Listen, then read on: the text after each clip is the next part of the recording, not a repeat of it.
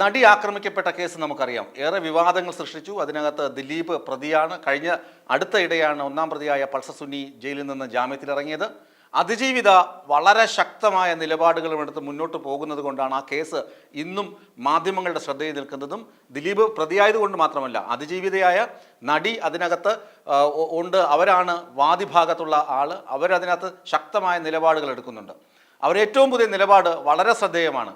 അതായത് അടച്ചിട്ട കോടതിയിൽ എന്തിനാണ് ഈ വാദം കേൾക്കുന്നത്? അന്തിമവാദം കഴിഞ്ഞ ദിവസം തുടങ്ങിയിരുന്നു. അന്തിമവാദം തുടങ്ങിയപ്പോൾ അവരാവശ്യപ്പെട്ട കൊടുത്ത ഹർജി ഇതാണ്: അന്തിമവാദം തുറന്ന കോടതിയിൽ നടക്കണം. തുറന്ന കോടതിയിൽ നടക്കുമ്പോൾ ആളുകൾ അറിയട്ടെ, കോടതിയിൽ ഈ കേസുമായി ബന്ധപ്പെട്ട് എന്തൊക്കെയാണ് നടക്കുന്നതെന്ന് പൊതുജനം അറിയണം. അതിൽ എൻ്റെ സ്വകാര്യത അതിനകത്തൊരു പ്രശ്നമേ അല്ല എന്നാണ് നടി നൽകിയിരിക്കുന്ന ഹർജി. നേരത്തെ സുപ്രീം കോടതിയുടെ നിർദ്ദേശമനുസരിച്ചാണ് അന്തിമവാദം അല്ലെങ്കിൽ വിചാരണ നടപടി, നടി ആക്രമിക്കപ്പെട്ട കേസുമായി ബന്ധപ്പെട്ട വിചാരണയൊക്കെ അടച്ചിട്ട കോടതിയിൽ നടത്താൻ, അതായത് തുറന്ന കോടതിയിലല്ല അടഞ്ഞ കോടതിയിൽ നടത്താൻ നിർദ്ദേശിച്ചിരുന്നത് സുപ്രീം കോടതിയാണ്. അപ്പോൾ സുപ്രീം കോടതിയുടെ ആ നിർദ്ദേശം മാറ്റിയിട്ട് ഈ അന്തിമവാദം ഇവിടെ നടക്കണം, തുറന്ന കോടതിയിൽ നടക്കണമെന്നാണ് നടി ഇപ്പോൾ ആവശ്യപ്പെട്ടിരിക്കുന്നത്. നമുക്ക് നേരത്തെ അറിയാം, ഈ നടി രാഷ്ട്രപതിക്ക് കത്തയച്ചിരുന്നു. അതും മറ്റൊരു നിർണായകമായ വിഷയത്തിലാണ്. കോടതിയുടെ കസ്റ്റഡിയിൽ ഇരിക്കുന്ന മെമ്മറി കാർഡ് ഏറ്റവും സുപ്രധാനമായ തെളിവ്. കാരണം നടി ആക്രമിക്കപ്പെടുമ്പോൾ പ്രതികൾ ചിത്രീകരിച്ചിരുന്നു ആക്രമിക്കുന്ന ദൃശ്യങ്ങളൊക്കെ. ആ ദൃശ്യങ്ങളടങ്ങിയ പെൻ ഡ്രൈവ് 3 തവണ പരിശോധിക്കപ്പെട്ടു. നിയമവിരുദ്ധമായി, ക്രമവിരുദ്ധമായി പരിശോധിക്കപ്പെട്ടു. അതിനെ എതിരെ ചോദ്യം ചെയ്ത് ഹർജി നൽകിയെങ്കിലും അന്വേഷണം എങ്ങും എത്തിയില്ല. അപ്പോഴാണ് രാഷ്ട്രപതിക്ക് അവർ കത്തയച്ചത്.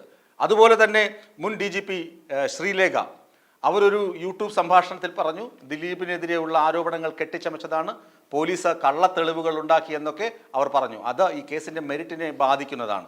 അവർക്കെതിരെയും കോടതിയലക്ഷ്യ ഹർജി ഈ നടി നൽകിയിരുന്നു. ഇപ്പോൾ ഇരയല്ല, ഞാൻ അതിജീവിതയാണ് എന്ന് ഉറപ്പിച്ചു പറയുന്ന ആ നടി ശക്തമായി തന്നെ മുന്നോട്ട് വന്ന് പറയുകയാണ്, എൻ്റെ സ്വകാര്യത ഇവിടെ പ്രശ്നമേ അല്ല.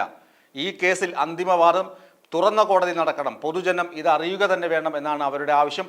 ഒരു പക്ഷേയെങ്കിൽ ഇനി ഇത്തരം ഹർജികളൊക്കെ ഉള്ളതുകൊണ്ട്, ഈ കേസുമായി ബന്ധപ്പെട്ട് ഇത്തരം ഹർജികൾ ഉള്ളതുകൊണ്ട് ഈ ഹർജികളിൽ തീർപ്പാകുന്നത് വരെ വീണ്ടും വാദം നീണ്ടുപോകാനും സാധ്യതയുണ്ട്.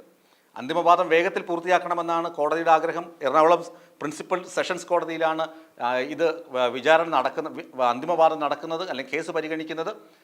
എത്രയും വേഗം തീർക്കണമെന്നാണ് ജുഡീഷ്യറിയുടെ ആവശ്യം അല്ലെങ്കിൽ ആഗ്രഹം. പക്ഷേ ഈ ഒരു ഹർജി വരുമ്പോൾ തീർച്ചയായും ഈ ഹർജിക്ക് എതിർഭാഗം കേൾക്കേണ്ടി വരും. തുറന്ന കോടതിയിൽ നടത്തുന്നതിന് പ്രതികളുടെ ഭാഗത്തു നിന്ന് എതിർപ്പുണ്ടെങ്കിൽ അതിന് വീണ്ടും വാദം വെക്കേണ്ടി വരും. ഒരു പക്ഷേങ്കിൽ കേസ് നീണ്ടുപോകാൻ സാധ്യതയുണ്ടെങ്കിലും നടിയുടെ ഈ അതിശക്തമായ നീക്കം അപ്രീഷിയേറ്റ് ചെയ്തുകൊണ്ട് ഒരുപാട് ആളുകൾ രംഗത്ത് എത്തിയിട്ടുമുണ്ട്.